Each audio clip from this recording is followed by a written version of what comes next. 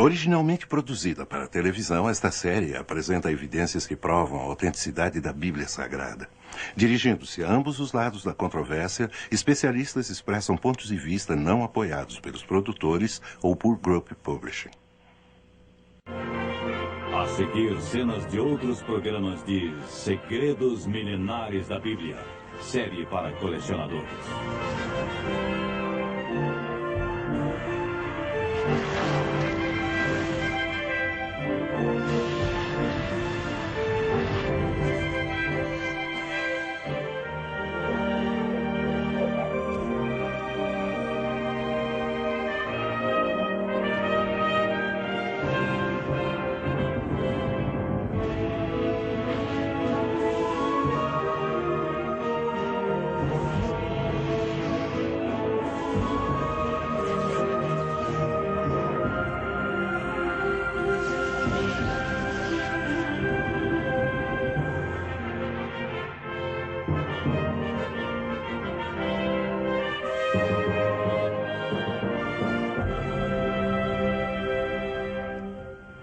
Viajaremos agora nas páginas do primeiro registro histórico contínuo da humanidade, o livro chamado A Bíblia Sagrada.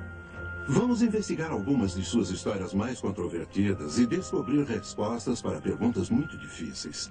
Será a Bíblia um relato confiável de intervenções milagrosas que salvam as pessoas de um destino iminente e da destruição?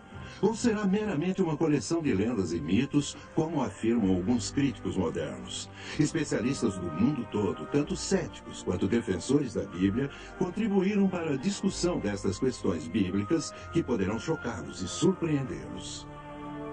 A Batalha de Davi e Golias, verdade ou mito?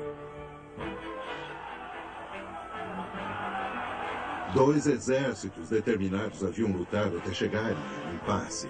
E agora o resultado da batalha será decidido por um combate corpo a corpo entre um temido gigante guerreiro e um jovem pastor. A história de Davi e Golias é um mito. Golias, o gigante, nunca existiu. Golias era uma pessoa real que tinha 4 irmãos. E o duelo entre Davi e Golias também é historicamente preciso. Davi e Golias se defrontaram em uma batalha, e seu antigo duelo se tornou um dos mais memoráveis e controvertidos eventos apresentados na Bíblia.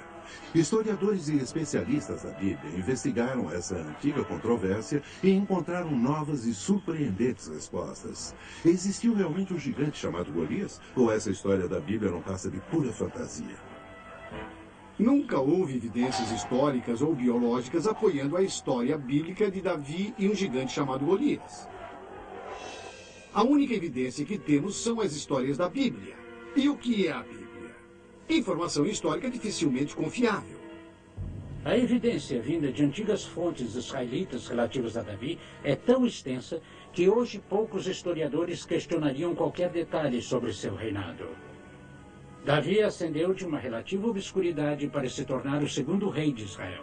Ele governou as 12 tribos de Israel como uma nação poderosa e fundou uma dinastia real que durou mais de 400 anos. Na biologia, podemos afirmar que grupos genéticos isolados podem e de fato resultam em formas humanas incomuns.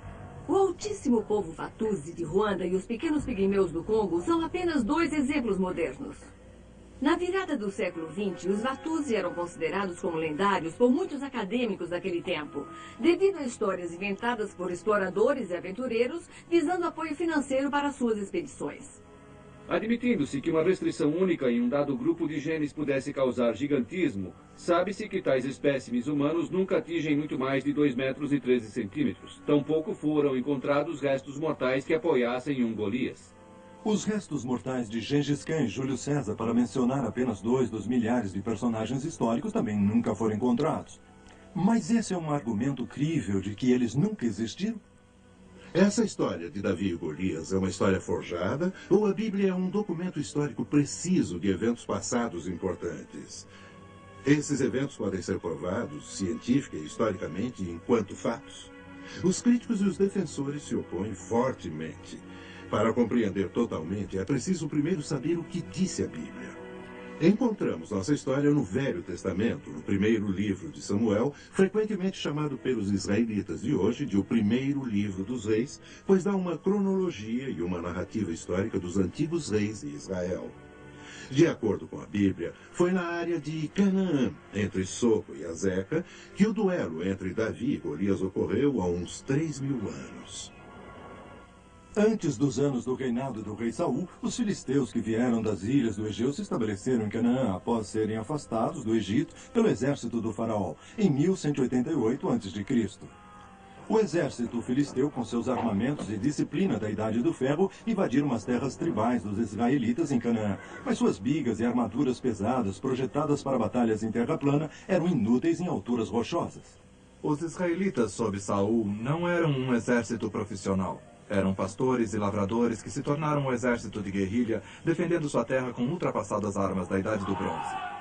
Mas sob Abner, fiel general de Saul, eles se tornaram lutadores fantásticos, principalmente ao defenderem seus morros nativos. Durante quase 6 semanas, as duas forças se confrontaram em um impasse que nenhum deles parecia ser capaz de resolver. As superiores forças filisteias tinham o exército de Saul encurralado nos morros escarpados, mas não conseguiam atacar com sucesso as guerrilhas em sua posição. Os dois exércitos estavam com fome, frustrados, ansiosos por uma estratégia que pudesse tirá-los desse impasse. Era costume as famílias de cada tribo mandarem comida para o exército no campo, e Jessé de Belém mandou Davi com comida para seus filhos guerreiros e seus oficiais. Pare e se identifique! Se afaste desse jumento! Eu sou Davi, filho de Jessé de Belém. Meus irmãos estão lutando no exército do Senhor. Trago comida.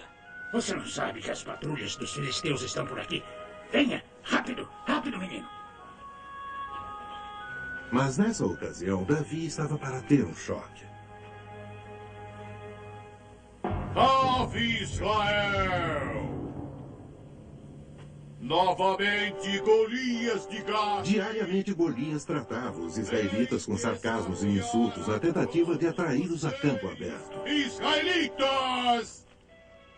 Não há sequer um homem em todas as suas fileiras que venha me enfrentar num combate corpo a corpo. De acordo com o estudioso da Bíblia que estiver contando a história, o gigante Golias media de 2,60 metros a 4,10 metros. Com certeza, não havia nenhuma raça de gigantes, nem mesmo a menor prova histórica ou científica de tais pessoas enormes. Antigos registros israelitas indicam que Golias era da tribo dos Refainitas e tinha um ou mais irmãos. A tribo Refainita tinha peculiaridades genéticas, incluindo gigantes e pessoas com 6 dedos nas mãos e nos pés. Os Refainitas residiam em Gat, uma cidade que servia na época de Golias como base de unidades militares com habilidades especiais de luta. Convertendo o cúbito hebreu em palmo, somos capazes de determinar que Golias media 2,90 metros quando vestia sua armadura e elmo. Ele é um gigante. Não sabia que um homem podia ser assim. Eu cuspo em sua nação! Eu cuspo no seu desprezível rei! E eu cuspo no rosto do verme de seu Deus, Jeová! A parte do gigante na história da Bíblia é o ponto mais fraco. Ela sugere que Golias e seus irmãos eram de uma raça de gigantes, para a qual nunca houve nenhuma prova científica válida. Gigantismo é um fato inquestionável da vida humana. Tem havido muitos exemplos de pessoas enormes nos tempos modernos, mas isso não é prova de que uma raça de gigantes tenha existido. A Bíblia menciona enfaticamente os Anaíns e os Refaíns, duas tribos de gigantes que foram destruídas pelo exército de Josué em sua campanha através de Canaã. Os remanescentes dessas tribos se refugiaram entre os filisteus. Existem também evidências científicas absolutas de tais tribos, confirmadas pela recuperação arqueológica de esqueletos enormes na Palestina. Mais ainda, esses Anaíns e Refaíns foram memorizados em vários relevos egípcios que os mostram como anormalmente altos e com pele clara. Se gigantes existiram na área de Canaã, o que parece provado acima de qualquer dúvida, por que não um gigante chamado Golias? Saul, o primeiro rei escolhido de Israel, era um homem valente, frustrado pelo longo impasse. Seus escravos covardes não têm valor, nem seu Deus, Jeová! O menino Davi nunca tinha escutado Jeová ser insultado. E ele ficou severamente abalado com o horror. O monstro insultou o Deus vivo.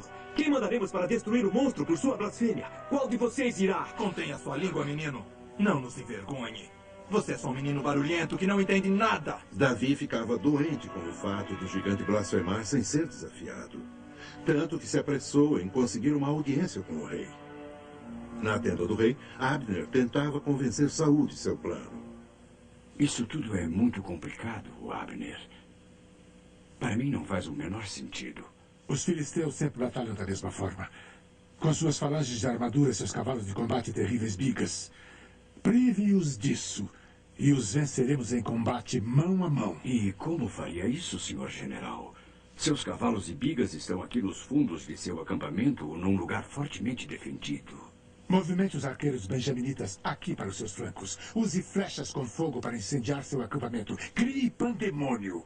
Movimente os lanceiros danitas para abrir uma brecha em sua dianteira aqui e aqui. Ataque no meio deles.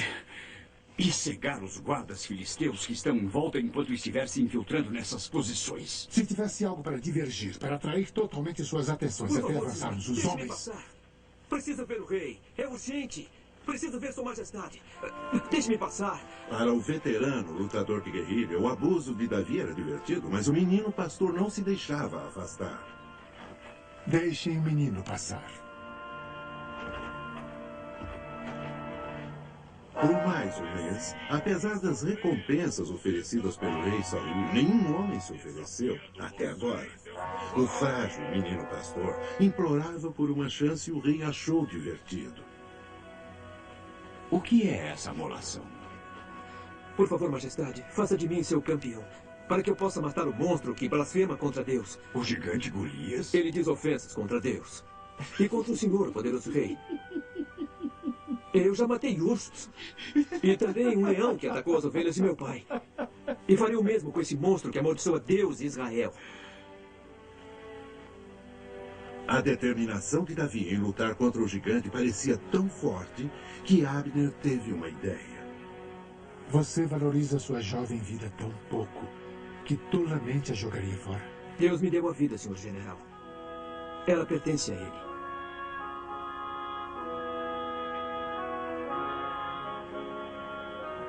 O que vejo em seus olhos, general?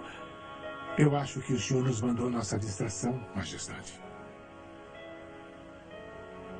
O principal problema que tenho com essa história é que nenhum exército arriscaria o resultado de uma batalha em um único combate. É ridículo demais para qualquer soldado profissional sequer considerar.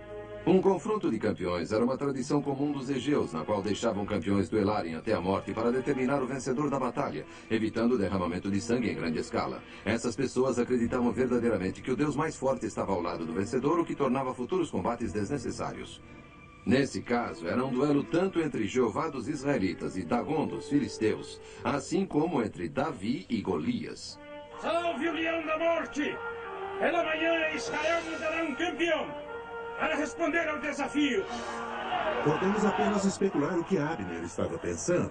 Talvez ele tenha pensado que mandar um menino pequeno e frágil para se encontrar com o gigante Golias iria desviar a atenção de todo o acampamento filisteu, mas ele teria que orientar Davi minuciosamente para fazer a luta durar. Farei exatamente como disse, senhor general. Retardarei a luta com o gigante, fazendo com que me persiga. Precisamos desse tempo, Davi. Você tem que ficar longe dele. Até que nossos arqueiros alcancem os flancos dos pagãos. Escute o som das cornetas. Saul acordou muito preocupado e triste, tendo em vista sua pouca chance. Então ele tentou fazer Davi colocar sua própria armadura pesada. Desculpe, majestade, mas não posso usar essa armadura. É muito pesada e muito grande. E essa espada? Eu mal posso erguê-la. Que arma usará contra o poderoso Golias? A minha funda, senhor. Uma funda de pastor. Apenas isso, majestade. Ao arqueiro, seu arco. Ao pastor, sua funda. De acordo com a Bíblia, Golias estava usando 11 quilos de armadura, um escudo manual para desviar flechas e lanças, um elmo pesado e perneiras, uma pequena funda de couro e uma pedra minúscula. Contra um adversário como Golias, abala até a mais forte fé. À primeira vista, uma simples funda parece ser uma arma muito fraca para se levar a um duelo até a morte. Mas existem fortes opiniões ao contrário. Há registros de fundas lançando mísseis de pedra com força suficiente para quebrar elmos, armaduras e até escudos. Está registrado que mesmo a antiga tribo de Benjamim tinha um exército todo de atiradores de funda que conseguiam atingir alvos a uma distância de até 30 metros com precisão mortal. A ideia de Davi usar uma funda e uma pedra para matar um soldado profissional usando armadura é tão ridícula quanto derrubar um elefante com uma espingardinha de chumbo. No mundo árabe de hoje, particularmente entre os palestinos, a funda continua a ser usada. Tanto os exércitos gregos quanto os romanos usavam fundas mortais. Atiradores de funda formavam uma grande parte do exército de Aníbal em 218 a.C. Mas a funda é uma arma mortal? Mesmo durante a Guerra Civil Espanhola em 1936, fundas eram usadas com resultados mortais. Até que ponto as fundas são precisas e mortais? Procuramos Stacy Grosskopf para descobrir. Ele é um exibidor perito em arco e flecha, zarabatanas, machados, facas e, é claro, fundas. Essa funda feita de uma alça de couro e 2 correias é uma réplica da que foi usada por Davi. A munição que vou usar são bolas de chumbo e pedras do tamanho de bolas de gude. Pedras foram usadas por Davi contra Golias. Esses mísseis de funda teriam sido usados em combates militares e para caçar em tempos antigos. O alvo é uma tábua de pinho a uma distância de 12 metros.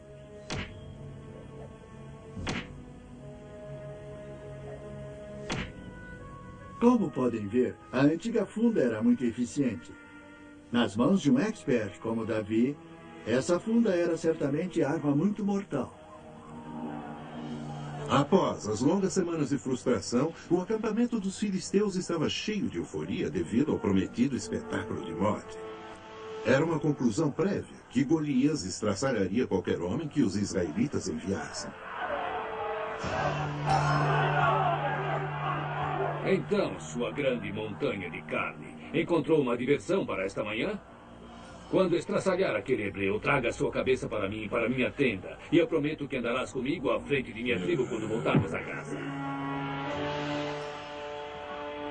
E enquanto os filisteus estavam celebrando prematuramente, Abner estava preparando seus cafitas para tirar vantagem da diversão. A companhia terá... A movimentação de centenas de homens era a chave do sucesso. ...o nosso ataque.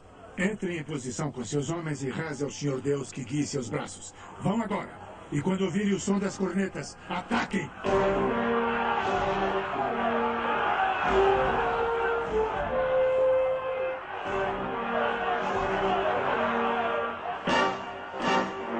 Seus animais hebreus! Vocês querem me matar de velhice, esperando pelo seu campeão! Aonde está esse homem poderoso de suas fileiras sujas e doentes? Abner havia entendido bem seu inimigo. Em minutos, todo o acampamento filisteu estava se reunindo para assistir à matança. E os capitães de Abner começaram a empunhar suas armas para o ataque.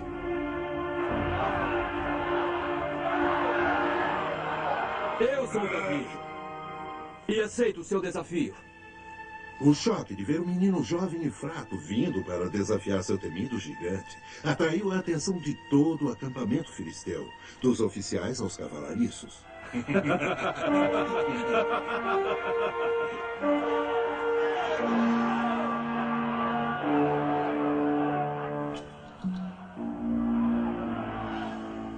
Quero beber o sangue de vocês.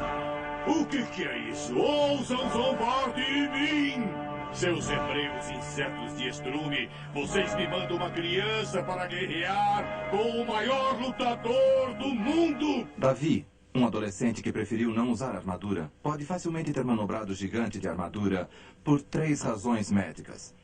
Uma, Aqueles que sofrem de gigantismo tendem a ser desajeitados, em vez de rápidos em seus movimentos.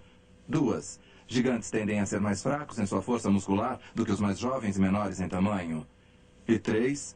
É típico dos gigantes sofrerem de hemianopsia temporal bilateral, que é uma perda de visão periférica. Significa que Davi pode facilmente ter corrido de um lado para o outro, ficando fora do campo de visão de Golias, enquanto preparava seu lance ou provocava o gigante. Um gigante filisteu foi repentinamente tomado de uma fúria avassaladora.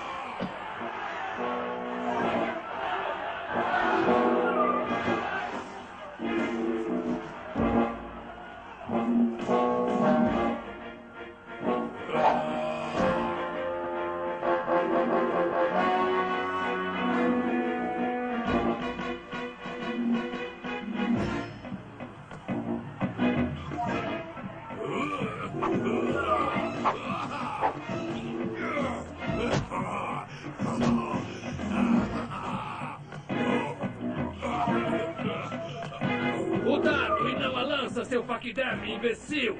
O menino é uma gazela saltitante e não um leão.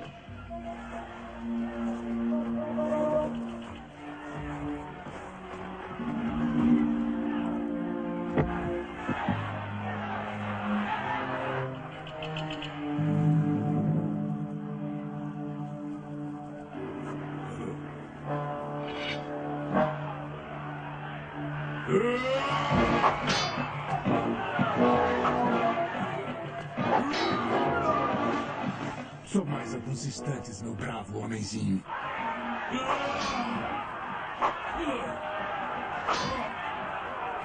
Está se cansando?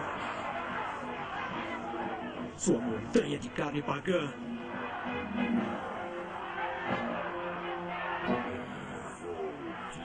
Cortar bem devagar, seu vermezinho. Só porque você me fez suar.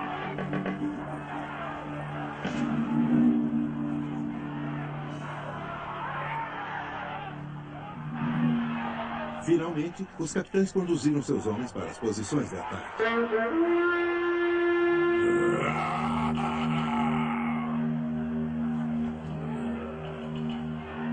A funda de um pastor. Pensa que o grande Golias é um chacal covarde que pode ser abatido por uma pedrinha? Insultou Deus vivo, seu adorador de ídolos. Deus o porá em minhas mãos.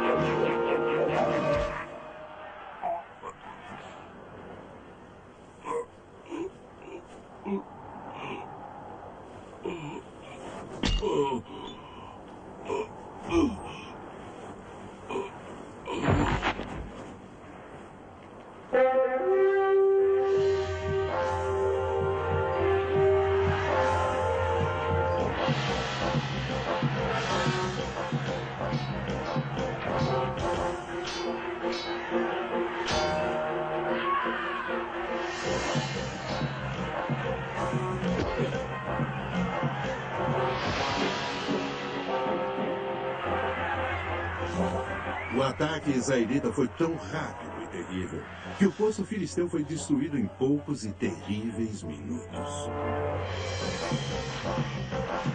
Em qualquer tribunal, a história de Davi e Golias, como descrita na Bíblia, seria justificada pelas evidências. Especialistas provaram a existência de gigantes, tanto nos tempos antigos quanto modernos. Viram ser demonstrado que a funda é uma arma mortal. Há um interessante aspecto colateral a essa história. Esse elmo é uma réplica do tipo Egeu, provavelmente usado pelo exército filisteu naquela época. Nota-se que não tem visor. Era de importância vital para um soldado manter sua cabeça inclinada para frente durante a batalha para obter máxima proteção. Mas se o usuário jogasse a cabeça para trás, como Golias pode ter feito ao rir, essa parte importante de sua testa ficaria exposta. Talvez seja por isso que os visores foram acrescentados aos elmos de batalha logo após a queda de Golias. Evidências históricas e arqueológicas provam a existência de Davi e seus vários feitos, desde matar Golias até governar a nação unida israelita. Mas nessa história há mais do que a morte de um gigante. É uma história sobre um verdadeiro herói.